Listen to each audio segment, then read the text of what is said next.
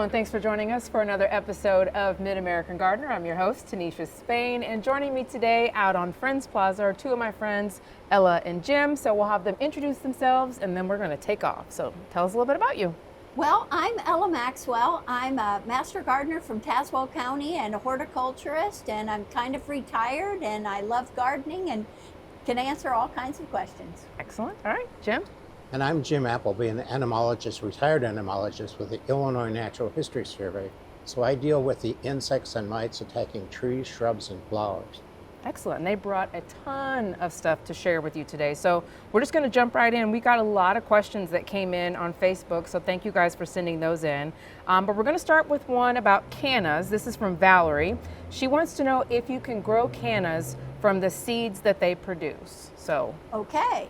I brought a canna that is currently flowering. This is a Canova canna, one of the shorter, more compact varieties, but it can set seed. And so this is what the seed pod would look like as they begin to dry. And the seeds are very interesting in that they look like little black BBs. Oh. So I have had we recycle or compost our canna waste when we cut them down in the fall, and I've actually had cannas germinate in my compost. So I know that you can grow them from seed, but I wanted to know more. So I looked it up online, and the thing about the canna seed here is that it has a very hard seed coat. So for moisture to penetrate, because that's the first thing that starts growth, the seed coat has to be abraded, and that's something called scarification.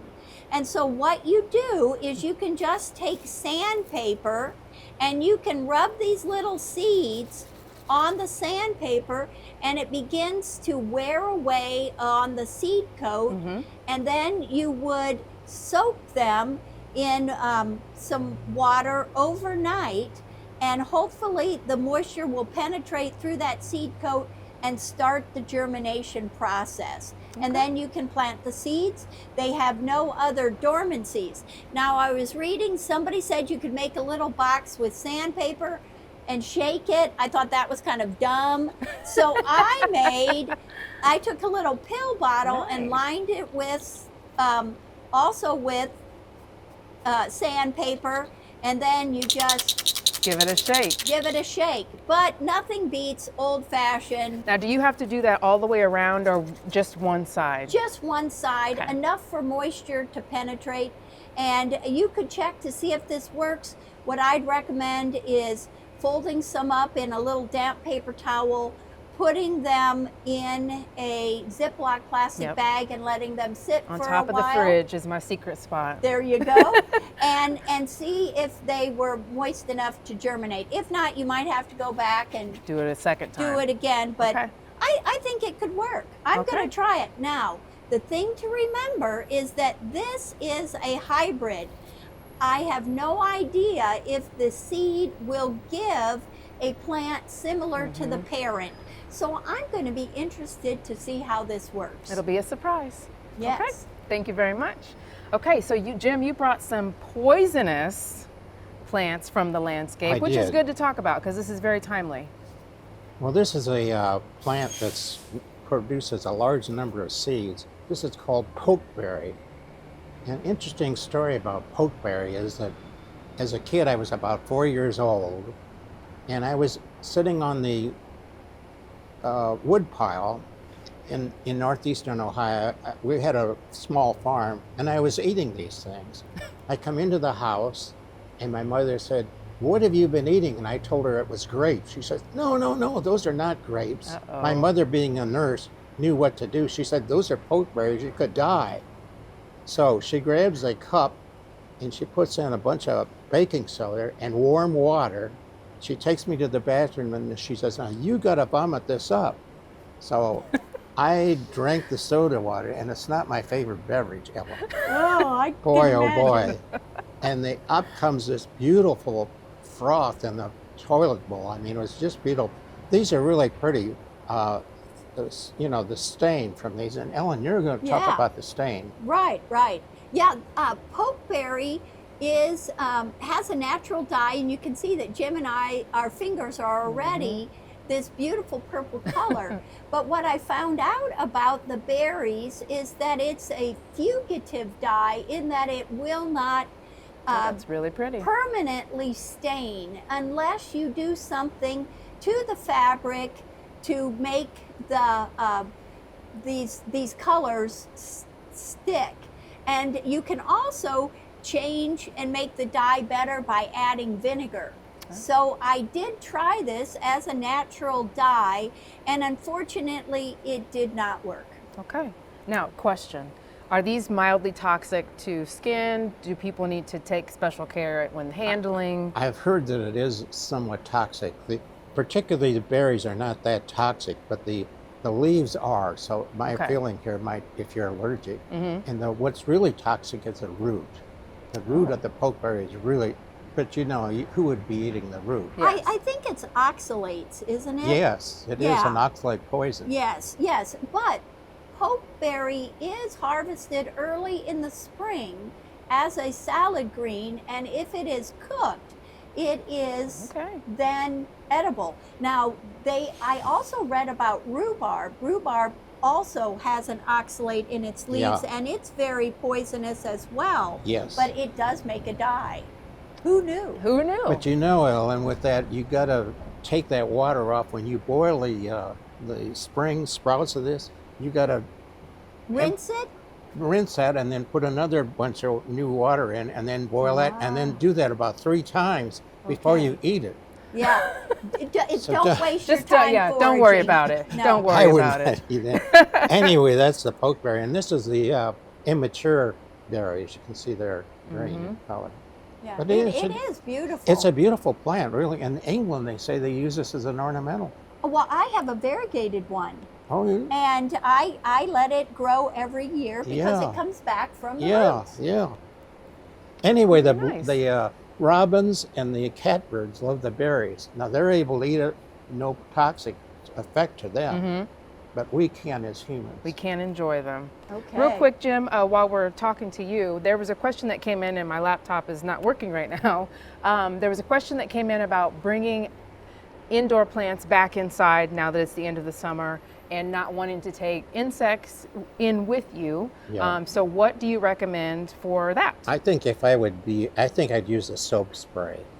Yeah, I agree. Just to spray. And be sure you soap spray under the underside of the leaves as well. Yes. I would just as a caution.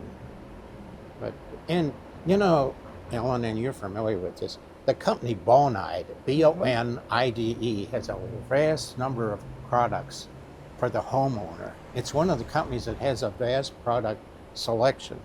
So they do have this soap spray you can buy from Bonide, but you're probably Yes, insecticidal soap Yeah. is manufactured for insect control.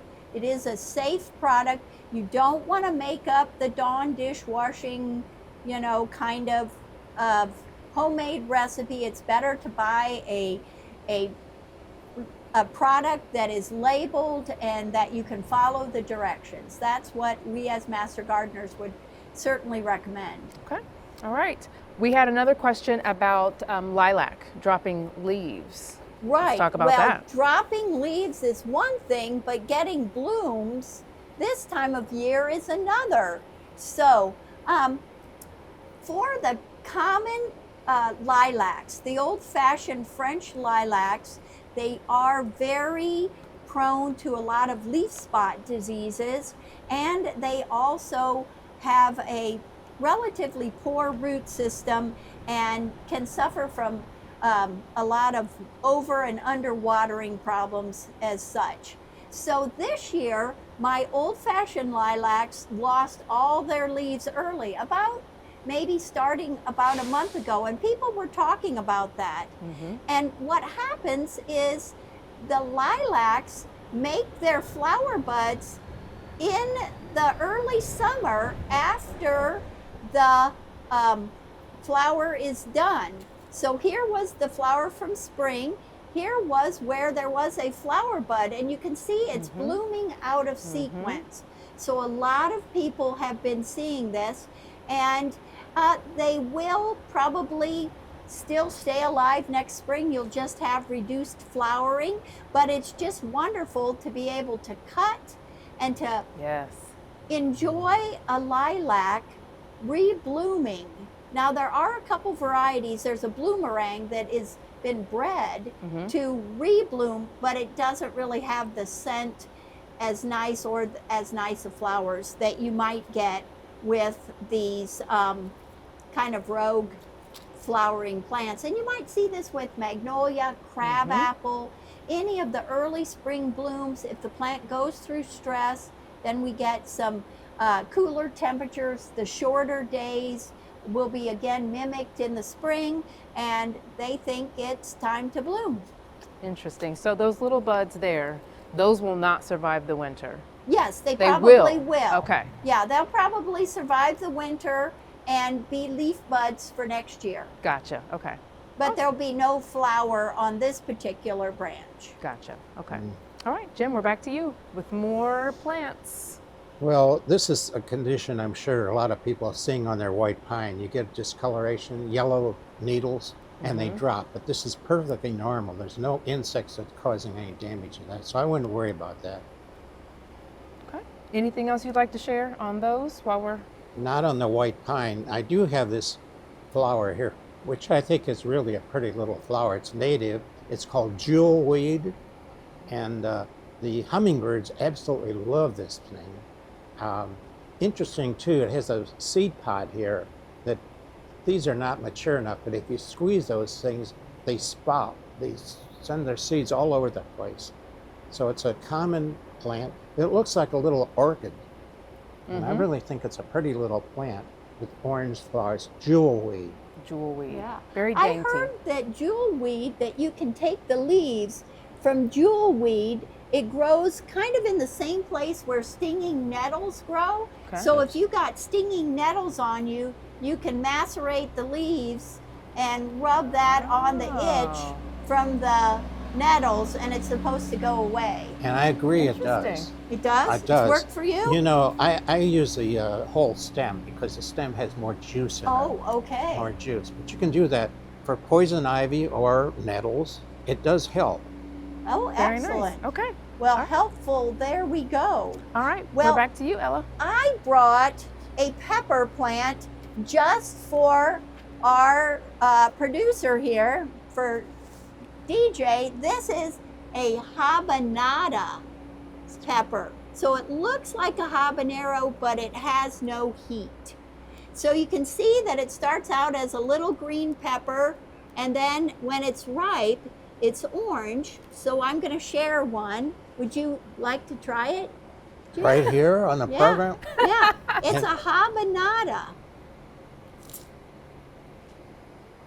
Would it taste good with ranch? Oh, it'd be delicious with ranch. Yeah. There really is very little heat with it. But it's we've been looking all over for it, so we're growing it in a pot, and I'm going to try to overwinter it indoors so that next year I can have an even bigger one. So that's interesting, but you can see the progression of the ripening of the peppers. And I had seen on Facebook that they talked about the red jalapenos, that if you let a green one go and ripen, fully ripen, you can get red. And it does really enhance the flavor. So I brought, Aren't those really hot though? these are hot. Now these in my hands are hot. We're not going to eat those on camera because, what is that show? Where they, Hot ones? is that it? I don't Well, know. this is Serrano, and so I personally like the red ones. I think they're a little sweeter, but they do have the heat. And then this is one that we grow. This is a shishito pepper. This is Ooh. more like a Korean or I think it's Korean pepper. And when it's fully ripe, you can see that it goes from green to red. Now in the store, this is where you'd find it at like the international market. But Now, We have you kind of like fried? those. You fried these? um, Yes, you could saute them. Usually I would take out the membrane and the seeds Yeah, because yeah, that's sure, even sure. hotter. Yeah, Oh my yeah. And gosh. then the last little one, this is the hottest one. This is Chili de Arbo. It's called rat's tail. And this is it when it's red, and this is it when it's green. And this would be one that you would just, kind of chop up, maybe A even dab will dry. do you. Yes, yes. This is 2,500 Scoville Oh units. no. So it's really interesting that if you leave a green pepper on your plant, it will eventually turn either red, orange, or yellow Mhm. when it's fully ripe. And I, of course, like to buy the colored peppers in the stores, and I really like the little snacking Mhm. colored peppers Yes. best. Yes. Same. All right, Jim, we are back to you. Well, I brought in another poisonous plant, and it's in bloom at this time of year in very early fall.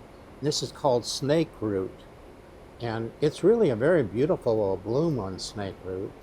But the story behind this is that in the early 1800s, Nancy Hanks, that was Abraham Lincoln's mother, died because she drank milk from a cow that ate this. That potent, huh? Yes. So if you have any cattle, don't let them eat snake root. And I live out in the country, and it's just all over the place. Yeah, it's it very, is. very, very common. But it's a beautiful flower when you look at it close. Snake root. So anyway, that's the story. You just don't want to let your cows eat snake root. At the end of the day, keep them out of the snake Keep 'em root. out. Well, snake this root. is something, again, I love food, so you can eat. And these are two native North American fruits. This is a pawpaw, Mhm. and these are from my trees. And I have a little pawpaw right here. It has a tropical-like leaf. It's just really a lovely small tree, and it requires two different pawpaws to cross-pollinate. And the raccoons love these, so they usually get them before I do. But you can peel them, and they have this beautiful yellow flesh Mhm. that is very custard-like. Mhm. And then what's most interesting to me is saving the seeds because I have successfully germinated them. So here's the little seed that's Okay. inside. Now the important thing to remember is the seed has to be kept moist and cool. That is called stratification. So this seed I actually wrap in damp paper towels and put it in the refrigerator, Okay. and then probably around February or March, I'm going to winter sow them outside, and then they'll germinate. The same is with the persimmon. So this is the American persimmon, and persimmon seeds are the same way. I haven't taken off all of the ooze. Now Yeah. we did see how you could do that with tomato seeds, Yes, right? and mine are pretty gross right now. Right. Yes. Well, it's just easier to put these under some running water and take the rest of that gelatinous fruit off. But again, you can store them in a damp paper towel in the refrigerator to give them the reproducing, the wintering that it needs for the dormancy of these seeds before they will germinate. Now, Ellen, I got to ask you about the pawpaw. I have several pawpaw trees, but I heard that you have to have several of them. Well, the thing about pawpaws is that they can become monoclonal. So that means that one pawpaw sends out these surface roots that sends up all these little trees, but Yeah. they're genetically identical and they cannot cross-pollinate. So when we planted our pawpaws, Yeah. we bought some different grafted varieties to Okay. get that So cross-pollination. that's what I need to do because mine never have produced any fruit. Right. Well, that's what you need to do. The same way with the persimmon, unfortunately, there's male and female trees as well. You don't know what you're getting. But these are these are ripening a little early because of the dryness, I believe. Because usually you let them go through a frost and they're supposed to be sweeter and better. And But- be sure that you don't eat them when they're immature. Oh, yeah. Puckered up. All right, Jim, did we get through all of yours, or do you still have another Well, I that just we haven't talked about? Mention this flower right now. This is called, what's this called? Wingfoot. Wingfoot. Foot? Wing stem, too. Yeah, It's called wing stem. wing That's stem. it. Wing stem. And you see the stem here has got sort of a wing on it. It's blooming at this time of year in early fall. It's just about done though, blooming. It's rather pretty little thing. And then of course, goldenrod, which I think is really a beautiful It is, flower. and when it you gets look at such a bad reputation. Yeah, it does. People are all wrong about goldenrod. tends to Right, be a and little there's on so many different varieties, Yes. or I mean species, different species Yes, that's right. across There's different across the United States. That's true. They're really pretty though when you They look are. at them. Yeah, So- but that's the Canada goldenrod, the kind of weedier, Yeah. spreadier They do one. tend to be a little bit aggressive though. Yeah, but you Let's can see. control them. It's not one that I dislike at all. I actually I made a dye out of its flowers as well. Now, Beautiful yellow. Getting back to this, how do you make the dye out of this one here? Well, I just took scissors and cut off that stem with the fruit. yeah. And then I put it in a small amount of water, and I had a large amount of fruit, and I put in 3 tablespoons of vinegar, was about a quarter of a cup, and I cooked it on the stove. And then, you macerate them, they break down, and then you strain it through like a cheesecloth. And then it will retain the color. It will help to retain the color, but you do have to mordant your fabric, and that's using a special type of additive to the cotton. There's only 2 really fabrics you can dye: a cellulose, which is cotton or linen, or a protein fiber, which is silk or wool. And so it's really interesting, but. And then you can use modifiers. I learned so much about natural dyeing. You'll have to come back, and we'll have to just do a whole show on. Oh, on- that would be dyes. fun. Yes. Yeah. Let's see if we can get one more question in. Dahlia Winter Care. This is from Karen Hoyt Shirts. She says, I tried growing dahlias for the first time last year, attempted to unsuccessfully save the tubers over the winter, just bought another one and wondering if she should just let it die back at the end of the season or put the whole pot in the basement. What are your thoughts there? Put the whole pot, but don't put it in your basement. Dahlias are one bulb that appreciate warmer winter storage, or at least that's what I found. I store them not in the pot, but shake the dirt off. I don't wash them off, but I store them in a box in a closet upstairs. Okay, actually in the house. Yes. Gotcha. All right. Now, Karen, she can give us the lowdown on canna storage because she's the queen. Okay. Did we get through all of your show and tells? We didn't talk about the Buckeyes, did we? They're not Buckeyes. These are Oh. Chinese chestnuts. So this is edible. This is, again, for you foragers out there, there are so many cool books and interesting things. And yeah, don't go for the pokeweed because you're going to have to throw it up. But with the Chinese chestnuts, these you can score them, boil them, and then you can roast them. Gotcha. And you know they're really good. I love these things. Ooh, well, good. I have not tried them yet, but there is a tree near where I live. And Yeah. the thing about them, the American chestnut, which has it's not extinct. There's actually millions of them, but it's not commonly found. But the That's for sure. Chinese chestnut is resistant to this disease. But both of them have a spine covering their fruit that is like a dangerous weapon. I should have brought that too because it's like needles. Oh, wow. Yeah. They're really. I mean, you You don't would want never want you to don't want to step pick on them one. up. You yeah, don't want that's one for in sure. your yard I if you have children totally or agree. pets. Gotcha. You want to go somewhere else to find these. Well, But we'll they're have to really crack one of delicious those eating open. those things. I really like them. Okay. When All I right, used well, to, we're out of time. Oh, on a time That's already? the show, Man. guys. Yeah. Thank you guys so much for coming in. Thank you so much for watching. If you've got questions, send them in to us at yourgarden@gmail.com, and we will see you next time. Good night.